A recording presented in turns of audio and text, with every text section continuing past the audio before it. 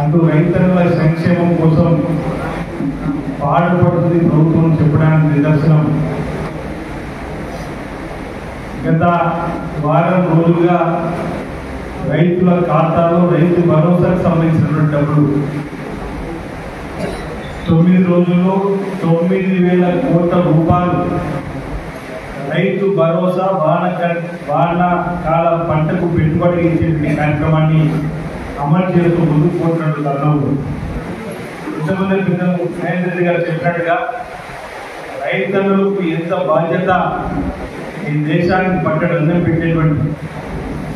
ఆ రైతులు రాజుగా చూడాలని చెప్పి రాజుతో ముందుకు పోతున్నటువంటి సందర్భంలో నేతన్నలు కూడా అదేవిధంగా కాపాడుకోవాలి. నేతన్నలు కూడా ఎలాంటి ఇబ్బంది ఎక్కడ రాకూడదని చెప్పండి. నేతన్నల సంక్షేమం కోసం ఈ ప్రభుత్వం వచ్చిన తర్వాత ప్రత్యేకమైనటువంటి చొరవ తీసుకోవాలి. ఈ ప్రభుత్వం వచ్చిన కొద్ది రోజుల్లో కొంత ఆందోళన నేతన్నలు కనిపించినా మమ్మల్ని కలిసినటువంటి కార్మికుల్ని ఆశావుల్ని యాజమాన్యం సంబంధించినటువంటి నాయకులతో కూడా మేము మాట్లాడాము. ఎవరు మీరు ఆందోళన చెందవలసిన అవసరం లేదు, తప్పనిసరిగా నేతలను ఆదుకునేటువంటి బాధ్యత ప్రభుత్వం తీసుకుంటుంది. జిల్లాకు సంబంధించిన ఉమ్మడి మంత్రులు పెద్దలు శ్రీధర్ బాబు గారు, పున్నప్రావు గారు కానీ, చేనేత జౌళి శాఖ మంత్రులు మన జిల్లాకే మంత్రిగా వచ్చినటువంటి తుమ్మల నాగేశ్వరరావు గారు కానీ, పెద్దలు ఇక్కడ కాంగ్రెస్ పార్టీకి ఇన్ఛార్జ్ కేకే మహేందర్ రెడ్డి గారు, మనకు సంవత్సర కాల క్రితం కలెక్టర్గా వచ్చినటువంటి సందీప్ కుమార్ జాగారు కానీ, ప్రిన్సిపల్ సెక్రటరీగా ఉన్నటువంటి శైలజ రామయ్య కానీ, మీరు అనేక సందర్భాల్లో అపోహలు అనుమానాలు మమ్మల్ని ఏ విధంగా ముందుకు తీసుకోకూడదని చెప్పినటువంటి సమీక్ష సమావేశంలో ఎన్ని పెట్టినా ఆ సమావేశం అడిగిన ప్రతి దానికి ప్రభుత్వ పక్షాలు మేము ఉన్నటువంటి భరోసాను కల్పించినాం. ఆ భరోసానే పాత బకాయిని మొత్తం తీసుకొచ్చిన సందర్భం మాట సందర్భం పూర్తి నేను చెప్పిన విశ్వాసం ఉంచండి, ఎవరో చెప్పిన మాటలు వినకండి. గత ప్రభుత్వం ఆయాలో పెట్టినటువంటి బకాయిలు వారు ఇచ్చి పోవలసింది పోగా అనుమానాలు రేకెత్తించే విధంగా ఇక మీకు డబ్బు రాలేనటువంటి ప్రచారం చేస్తున్నప్పుడు అక్కడ కొంతమంది ఇబ్బంది కలుగుతుంటే నేను వచ్చి ఆ కుటుంబాల దగ్గర ఆగినప్పుడు కూడా యజమానుడు పెద్దలకు నేను విజ్ఞప్తి చేసినాను.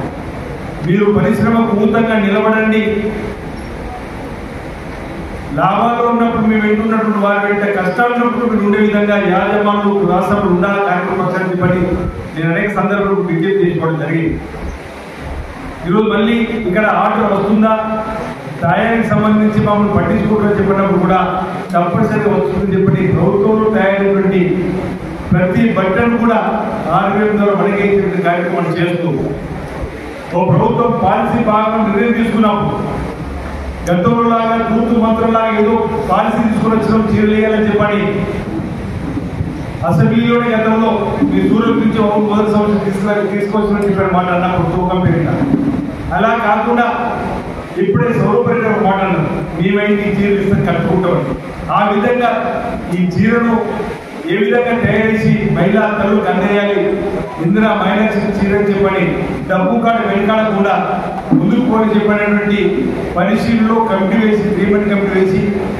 సీతక్క గారు ఓ మహిళా మంత్రిగా కింది స్థాయి నుంచి వచ్చినటువంటి తను కూడా అనేక సందర్భాల్లో అనేక చీరలను అందులో ఉన్నటువంటి నూలు అందులో ఉన్నటువంటి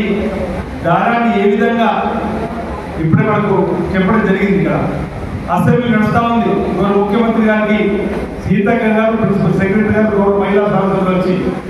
3-4 రకాల చీరలు తీసుకుని వచ్చినప్పుడు ముఖ్యమంత్రి గారు మీ ఆడపిల్లలు మీరు ఎంకేసి చీరని మంత్రికి స్థానంలో కాస్త డబ్బు ఎక్కువైన ఆకాశంలో సగమైనటువంటి మహిళా తల్లులకు నీలి రంగు చీర లాంటిది